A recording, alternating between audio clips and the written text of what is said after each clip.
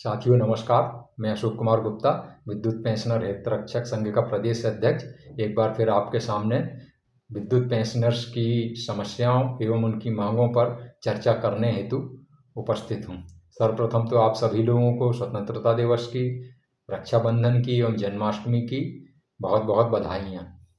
अन्य कोई ऐसा अवसर मुझे नज़र नहीं आ रहा है जिस पे आपको बधाई दी जा सके। मेरा आशय विद्युत पेंशनर की समस्याओं एवं उनकी मांगों पर कोई उपलब्धि का प्राप्त नहीं होना है। जब कोई हमें कुछ ऐसा प्राप्त ही नहीं हो रहा है जिस पे आपको बधाई दी जा सके, तो ये थोड़ा सा एक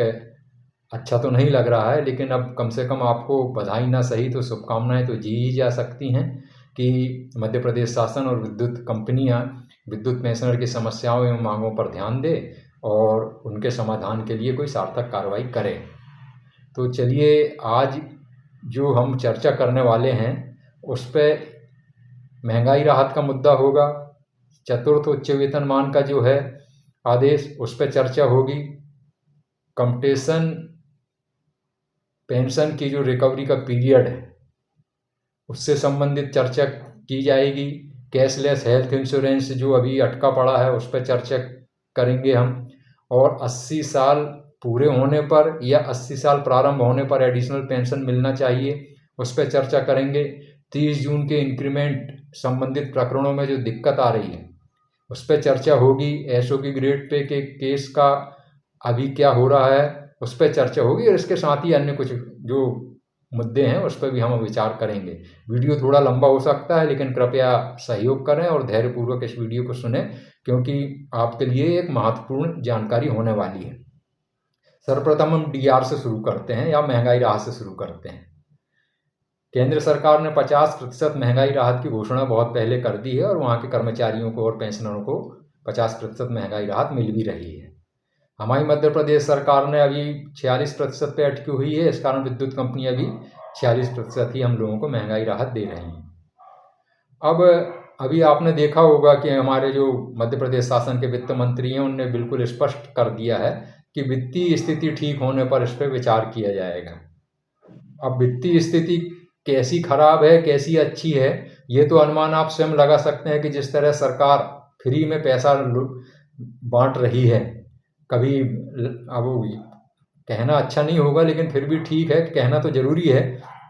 क्योंकि जब फ्री में आप दूसरे लोगों को पैसा बांट रहे हो और हमारा जो हक है वो पैसा हमको नहीं दे रहे वित्तीय संकट का बहाना करके, तो ये बात कुछ पचती नहीं है। अब मध्य प्रदेश शासन नहीं दे रही तो विद्युत कंपनियां भी नहीं दे रही हैं। तो और फिर यूनियन की भी मांग भी क्या है, मांगते मांगते मांगते जब आदमी चिल्लाते चिल्लाते थक जाता है ना तो चुप हो जाता है, और जब चुप हो जाता है तो फिर ये समझ लिया जाता है कि ये तो मांग ही नहीं रहे हैं, ये तो कुछ लिख ही नहीं रहे हैं, अब तो सब यूनियन शांत बैठी हैं। तो भाई मेरे, इतना हम लोग मांग चुके हैं, इतने पत्र लिख चुके हैं, बार बार इतने मतलब कहना चाहिए इस पे जोर दिया जा चुका है कि आप हमें महंगाई राहत दें, तो सरकार जब सुन ही नहीं रही तो आदमी कब तक एक ही बात को बार बार दोहराएगा, इसलिए थक हार के आदमी चुप बैठ गया है। लेकिन विद्युत पेंशनर हितरक्षक संघ ने एक अच्छा काम ये किया है कि वह ऐसे चुप नहीं बैठा, उसने हाई कोर्ट में एक केस लगा दिया है। हमारे केस का फंडा जो है या कहना चाहिए बेस जो है वो बड़ा मतलब कहना चाहिए सीधा साधा है कि हमको इस राज्य सरकार से कोई मतलब नहीं है, राज्य सरकार की 49 जो धारा है उससे कोई मतलब नहीं है। हमें तो जो मध्य प्रदेश विद्युत मंडल के समय जो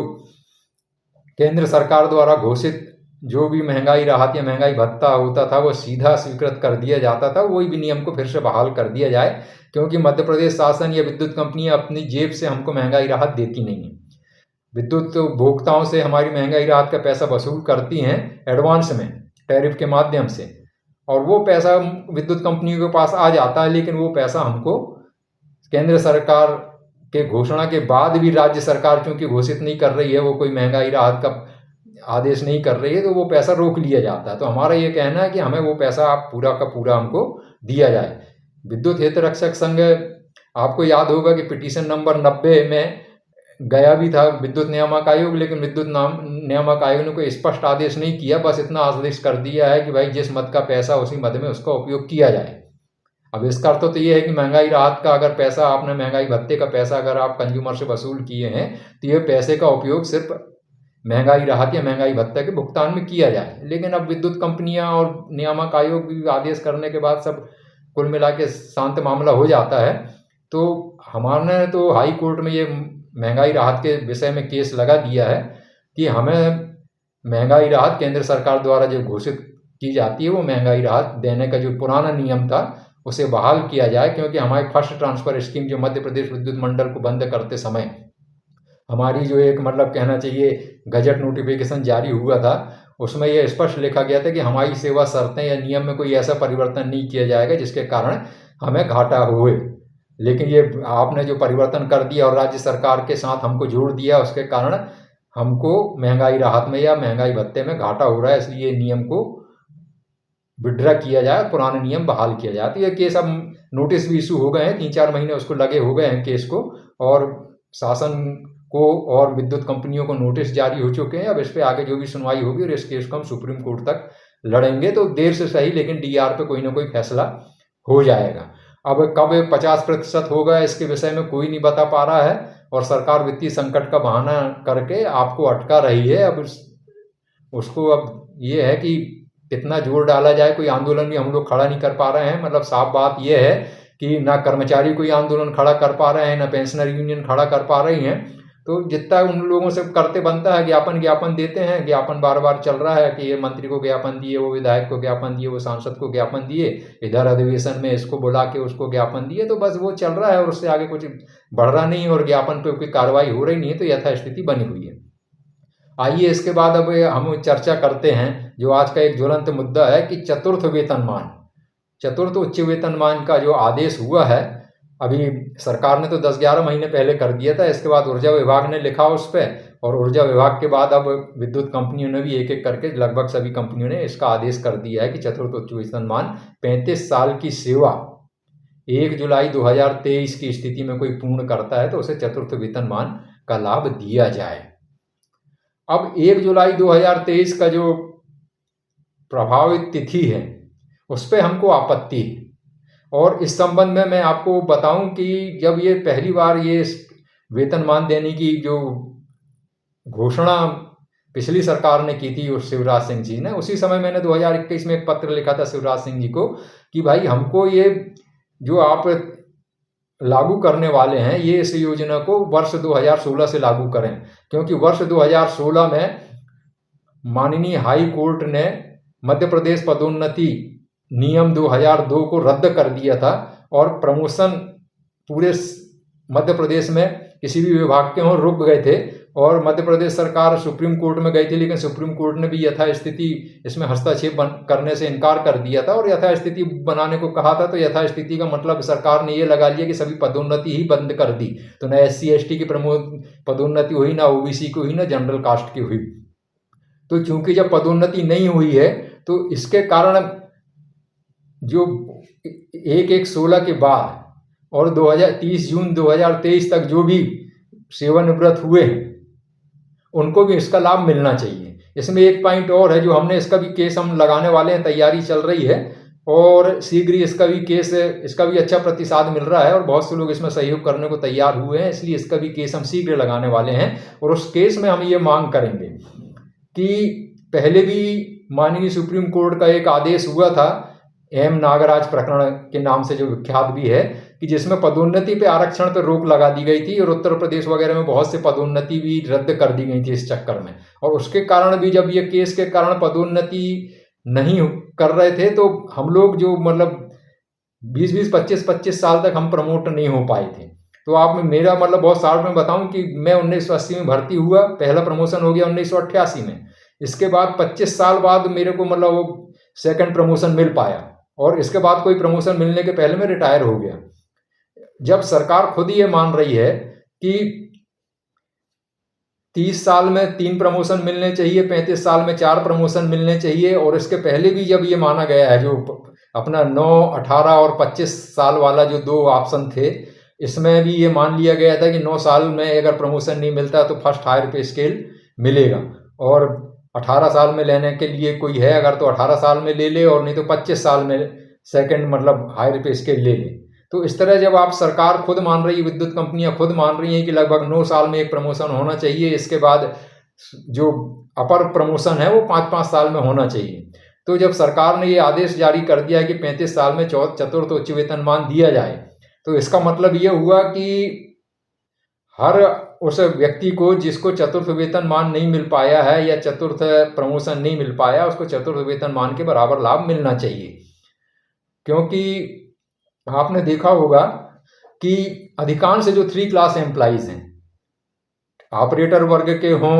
या मतलब क्लरिकल कैडर के हों,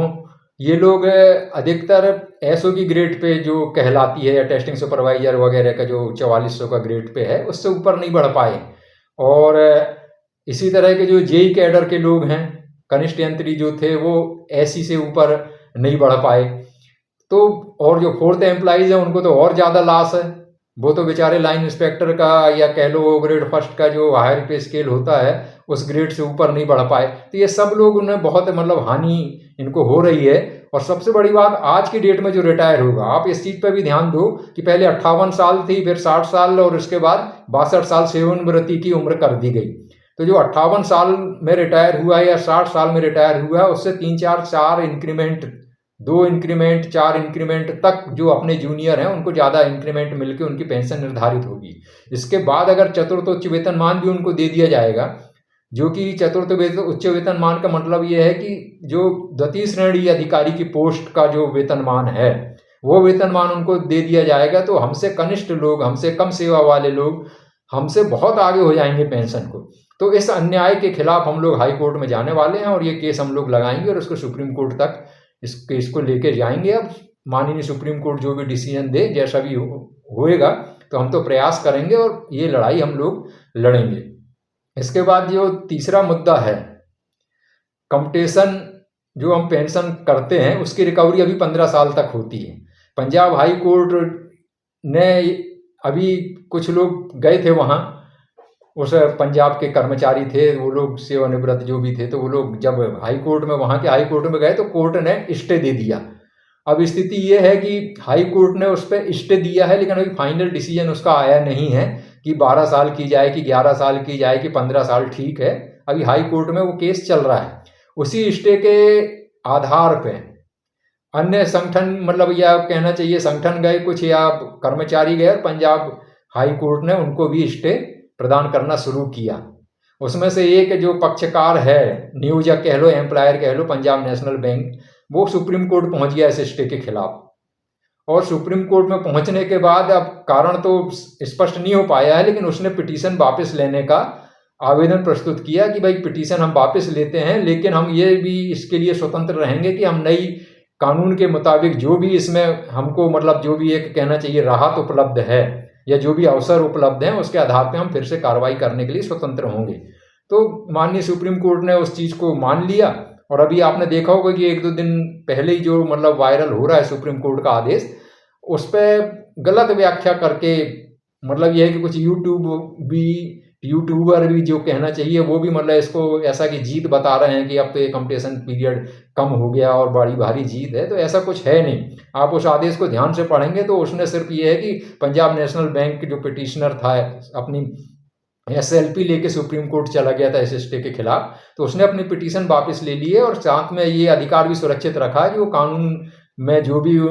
प्रावधान है उसके आधार पे वो आगे कार्रवाई कर सकता है। तो माननीय सुप्रीम कोर्ट ने उनको अनुमति दे दी और उनकी पिटीशन इस आधार पे खारिज कर दी। तो खारिज करने का मतलब ये नहीं कि सुप्रीम कोर्ट ने कोई फैसला दे दिया है। सुप्रीम कोर्ट ने गुण दोष के आधार पे, या इसको कहते हैं मेरिट पे, कोई केस अभी सुना नहीं है और ना ही सुप्रीम कोर्ट ने कोई फैसला दिया है। तो सिर्फ अभी स्थिति तो यही है कि पंजाब हाई कोर्ट ने स्टे दिया है, अभी मध्य प्रदेश में किसी को स्टे मिला नहीं है, तो हम लोग ने भी इसका केस लगा दिया है पंजाब हाई कोर्ट के, और बहुत से उसमें डॉक्यूमेंट्स लगाए हैं कि उसको आधार बना के हमने भी ये मांग की है कि विद्युत पेंशनर्स को भी आप इसमें स्टे प्रदान करो और साथ ही इसका निर्णय करो कि 12 साल से ज़्यादा की रिकवरी जस्टिफाई नहीं है, इसलिए 12 साल से ज़्यादा की रिकवरी ना की जाए करके हमने केस इसका भी दाखिल कर दिया है। और शीघ्र ही इसमें अब नोटिस इशू हो जाएंगे और अगर स्टे मिल जाता है तो बहुत अच्छी बात है। अब इसमें बहुत से पेंशनर चूक गए हैं। हम, मेरे पास अभी भी फ़ोन आते हैं कि अरे गुप्ता जी हम तो रह गए, हमारा को भी लगाना था, हमको भी लगाना था। तो मेरा सिर्फ उनसे इतना कहना है कि आप परेशान मत हो, और ये केस का जैसा क्या होता है कि एक केस जब लग जाता है तो उसी मैटर पे दूसरा केस वो लोग लगा नहीं सकते। और फिर क्या है कि अभी अभी केस लग गया है, इस पर अपन देख लेते हैं कि भाई क्या कोर्ट का व्यू है। अगर स्टे मिल जाता है तो उसी स्टे के आधार पे आप लोगों का केस फिर लग जाएगा और आप लोगों को भी स्टे दिला दिया जाएगा।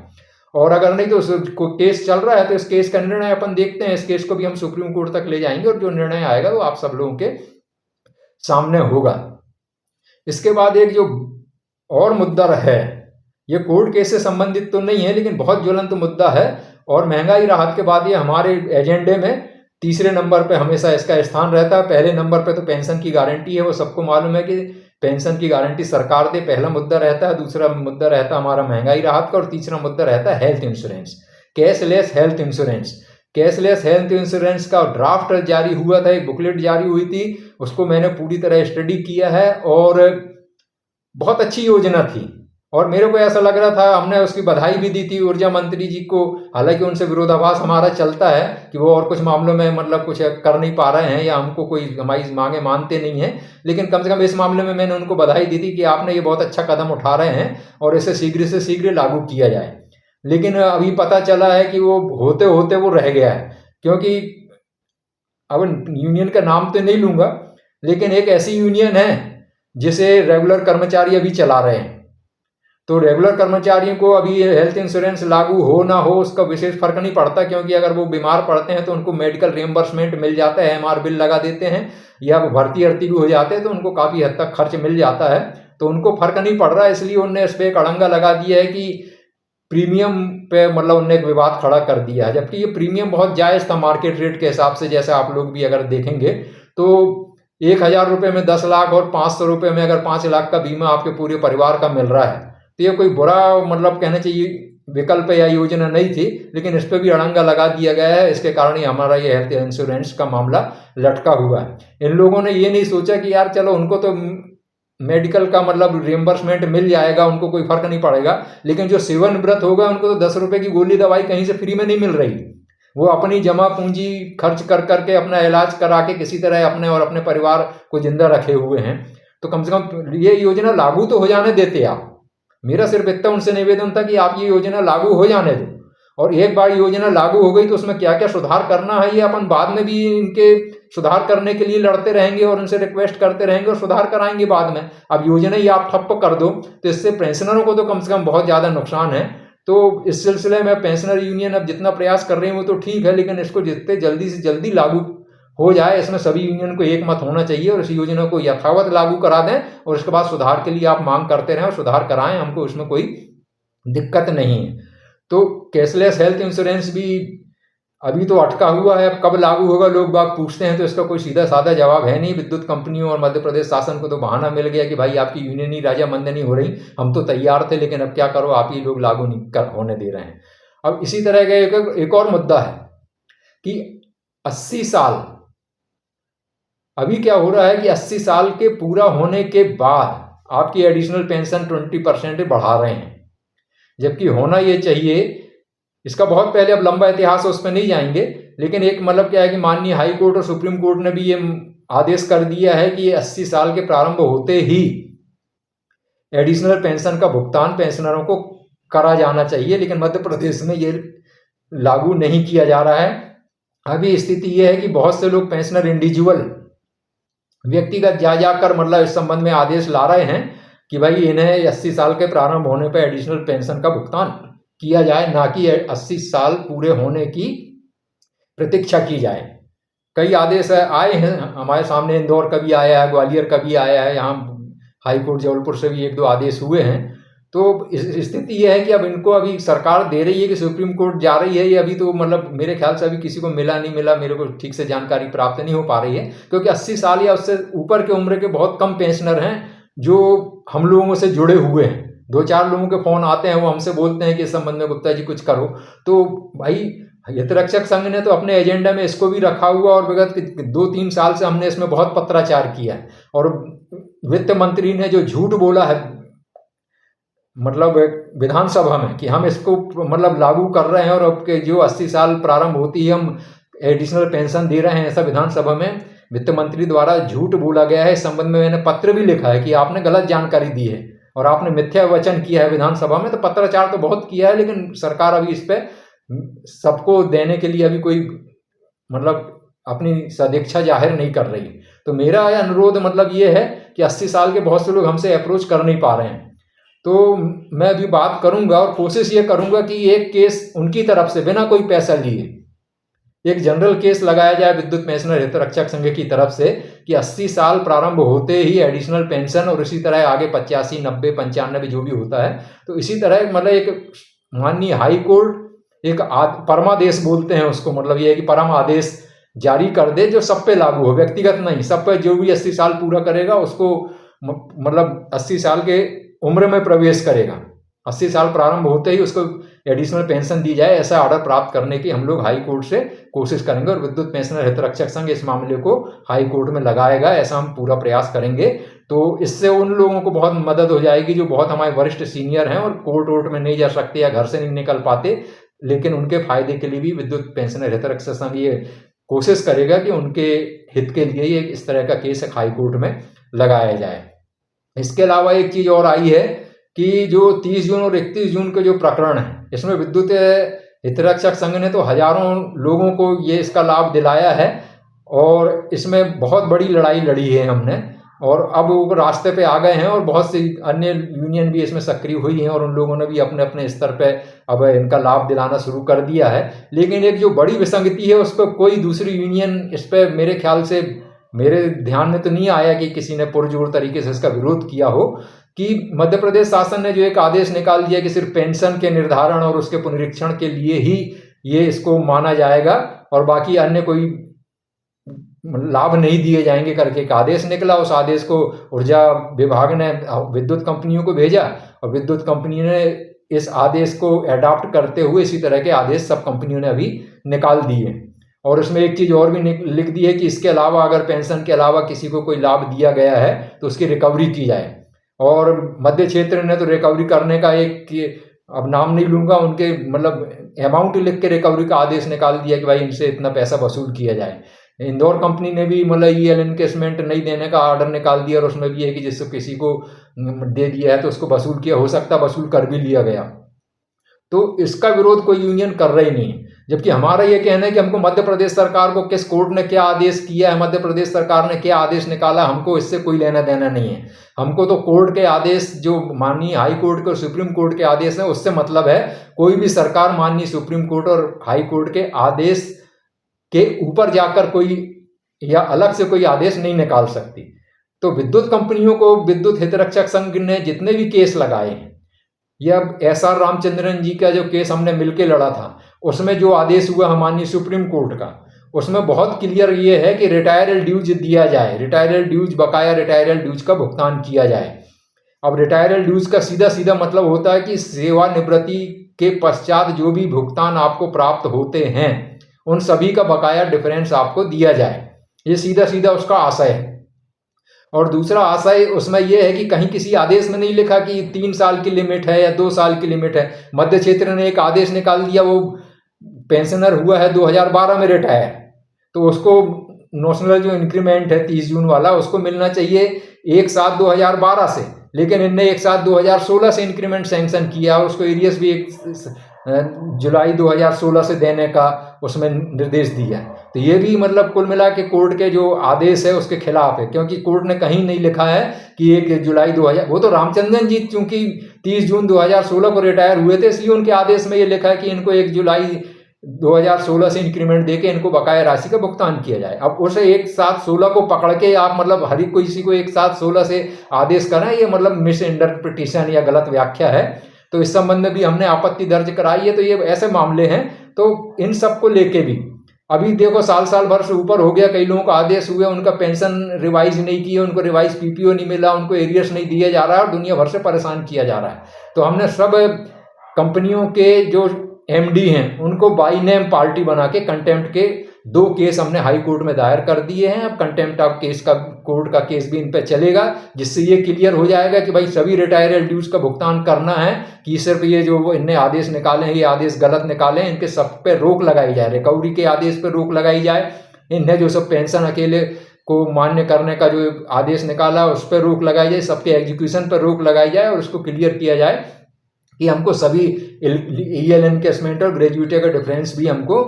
उसका दिया जाए, हमारी जो रिटायरमेंट की डेट के अगले तारीख से दिया जाए, ऐसा हम लोगों ने इसका भी केस लगा दिया है। तो विद्युत कंपनियां भी मनमानी कर रही हैं, सरकार भी मनमानी कर रही हैं। तो हम लोग तो अब क्या है कि पत्र लिखते हैं, पत्र पे जब नहीं माना जाता तो कोर्ट केस लगा देते हैं। इसी तरह का एक और केस है एसओ की ग्रेड पे वाला, इस पे भी हमने विस्तार से चर्चा कर चुके हैं। आपने अभी देखा होगा कि 2 उपलब्धि ये लोग गिना रहे हैं, अन्य यूनियन वाले या जो भी हैं, मैं उसमें विवाद में नहीं पड़ना चाहता, लेकिन कुल मिला के अभी कहे कि हमने तो 2 चीज़ तो दिला दी, एक चतुर्थ उच्च वेतनमान दिला दिया और दूसरा जो एसी की स्टार वाली एक जो वेतनमान था, मतलब स्केल थी, है, उसको हटवा दिया। कंपनी कैडर के लिए बनाई गई थी वो अलग स्केल, तो उसको हटवा दिया है। तो ये 2 उपलब्धि वो गिना रहे हैं। अब ये 2 उपलब्धियों से फायदा किसको हो रहा है? नियमित कर्मचारी 35 साल की सेवा पूर्ण करने के बाद कितने कम बचे हैं उनको फायदा होगा। 1 जुलाई 23 के बाद जो बचे हैं अभी, उनको सिर्फ फायदा होना है चतुर्थ उच्च वेतनमान का, और दूसरा वो कंपनी कैडर के जो एसी के स्केल वाले जो हैं, स्टार वाले, उनको तो बहुत फायदा हो जाएगा। तो अब जैसी भी इनकी बात हुई हो तो ये 2 मांगे इनने पूरी कराई हैं, लेकिन इससे जो आम पेंशनर है, आम कर्मचारी ज़्यादातर मतलब पेंशनर हैं अब तो कहना चाहिए, उनको कोई फायदा नहीं है। आपने देखा कि जब भी ये कोई भी पेंशनरों के लिए दिखावा तो सब करते हैं कि हम पेंशनरों के लिए लड़ रहे हैं और पेंशनरों के लिए ऐसा कर देंगे और पेंशनरों को हर आंदोलन में आगे बढ़ चढ़ कर हिस्सा लेना चाहिए और बुलाते हैं और हम लोग जाते भी हैं। लेकिन जब भी कोई वार्ता होती है तो पेंशनरों की यूनियन का कोई उसमें शामिल ज़्यादातर तो नहीं करते हैं, किसी को शामिल नहीं करते हैं, खुद जाके अपना जो भी है अपनी मांगे पूरी करा लेते हैं और पेंशनरों की जितनी मांगे या समस्याएं उनको बिल्कुल सबसे पीछे ढकेल दिया जाता है। तो पेंशनरों को इस चीज़ में समझना होगा कि आपके असली हितैषी क्या हैं और कौन इस संबंध में काम कर रहा है। विद्युत पेंशनर को आपने ग्रेड पे में देखा बहुत ज़्यादा लॉस हो रहा भी, जैसे मैंने बताया कि अधिकतर लोग तो 4400 की ग्रेड पे या एसओ की ग्रेड पे कह लो या टेस्टिंग सुपरवाइजर तक पहुंच के सब लोग सेवानिवृत्त हो गए हैं या सेवानिवृत्त होने वाले हैं। तो इस सिलसिले में भी हमने काफ़ी देर हो गई, इसका भी नोटिस इशू हो गया है, तो ये केस भी अब जब भी डिसाइड होगा तो इसको भी हम सुप्रीम कोर्ट तक ले जाने वाले हैं। तो इस तरह से विद्युत पेंशनर हितरक्षक संघ पे एक आरोप लगाते हैं जनरली। अब वो थोड़ी सी चर्चा इसलिए कर रहा हूँ कि आप लोगों को ये चीज़ क्लियर होना चाहिए कि कोई अच्छा काम अगर कोई कर रहा है और बिना किसी दूसरी यूनियन की टांग खिंचाई करे, हम अब किसी लफड़े में पड़ते नहीं हैं, किसी की टांग खिंचाई करते नहीं है, किसी की आलोचना हम जनरली करते नहीं हैं, लेकिन इसके बाद भी ये कहा जाता है कि वो तो लेटर पैड यूनियन है यार, सिर्फ लेटर ही लिखती रहती है और तो कुछ करती नहीं है, या फिर ये कहती है वो तो सरकार विरोधी है, सिर्फ कोर्ट ही केस करते रहते हैं और कोर्ट को इसमें पैसा बना रहे हैं।